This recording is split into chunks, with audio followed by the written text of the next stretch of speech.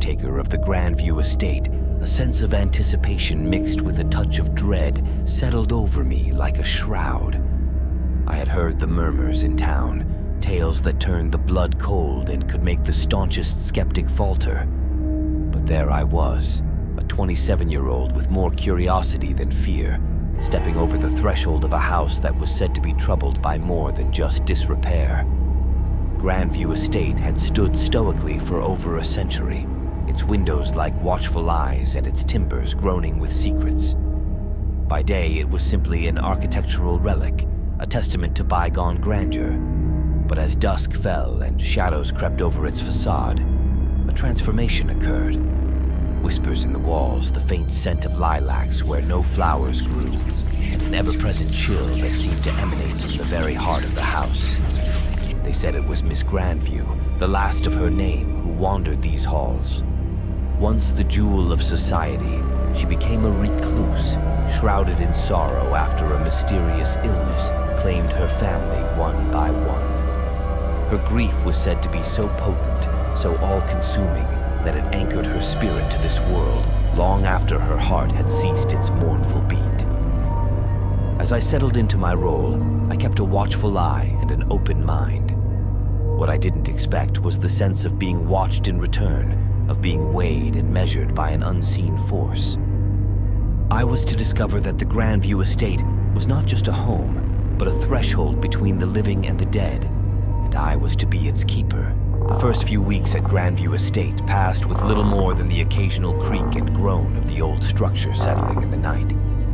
It wasn't until a crisp evening in late September that I experienced the first undeniable sign that I was not alone in this vast, echoing manor. It began with the piano in the music room. I had wandered in, drawn by the remnants of nostalgia clinging to the dust-covered keys. No sooner had I touched a key, a soft, melancholy note sounded through the stillness, and then, as if summoned by my touch, the piano began to play by itself. The tune was haunting, a melody of profound sadness that I felt deep in my bones. I stood there, frozen, not with fear, but with a heart-wrenching empathy for the unseen musician pouring out her sorrow through music. Later that night, as I lay in bed, the feeling of not being alone crept over me. The air grew colder. The shadows in the corner of my room seemed to shift and whisper. I could smell the faintest trace of lilacs, so real that I could almost believe they were right beside me, not just a lingering perfume of the lady who once adored them. These events became more frequent, the nocturnal serenades, the shifting cold spots, and the scent of flowers so closely tied with Miss Grandview's presence. Each encounter left me with a mix of awe and a poignant ache. It was as if the estate itself was alive, breathing with the remnants of its last mistress's spirit. I wasn't scared, but I was profoundly moved. The more I experienced, the more I realized that these occurrences were attempts at communication. Miss Grandview was reaching out, seeking to be understood, perhaps even asking for help.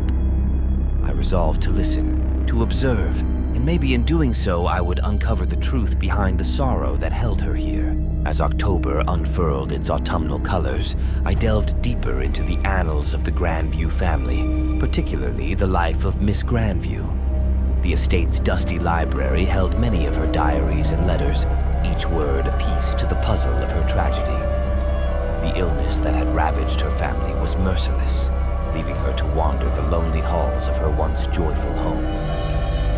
Her writing was that of a woman who had lost everything but clung to the memory of her loved ones with fervent desperation. The more I read, the more the air around me seemed charged with her presence. Pages would turn, as if a breeze had slipped through a crack that didn't exist, and I would catch glimpses of her in the periphery of my vision, a silhouette of sorrow there and then gone. Then came All Hallows' Eve, a night when the barrier between the living and the dead is at its thinnest. I felt a pull to the music room where our first encounter occurred. The piano was silent, but the air thrummed with expectancy. I spoke aloud. "Miss Grandview, are you here?" No answer came, but the room grew colder, and the scent of lilacs enveloped me. I waited, not daring to breathe, until the shimmering outline of Miss Grandview appeared before the piano.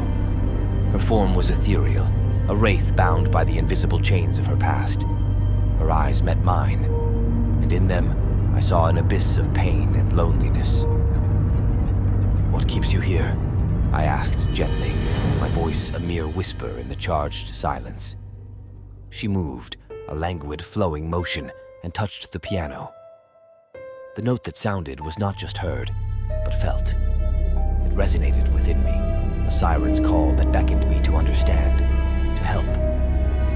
The room spun, the veil between our worlds thinning, and for a moment, I was there in her time, feeling the crushing weight of her despair.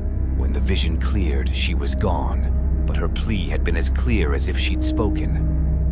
Miss Grandview was trapped, not by choice, but by an unrelenting tide of grief that wouldn't ebb. It was up to me, the living envoy in her world of shadows, to seek out the means to set her free. I knew then that my journey with the Grandview Estate was far from over. It had only just begun. In the quiet aftermath of that spectral encounter, the very essence of my role within the walls of Grandview Estate transformed. No longer was I merely a caretaker of the physical, but I had become a custodian of the metaphysical, a keeper of the intangible legacies that lingered in the air like the perpetual scent of lilacs. The reality of my experiences with Miss Grandview's spirit weighed heavily on my mind, not as a burden, but as a purpose that had chosen me rather than I it. I found myself standing in the threshold of two worlds, the seen and the unseen, and I realized that my arrival at the estate was perhaps not by chance, but by design, a design woven by the threads of fate and the yearning for solace that transcended death. I began to feel a burgeoning hope, a belief that through understanding and empathy, I could illuminate the path that would lead Miss Grandview to peace.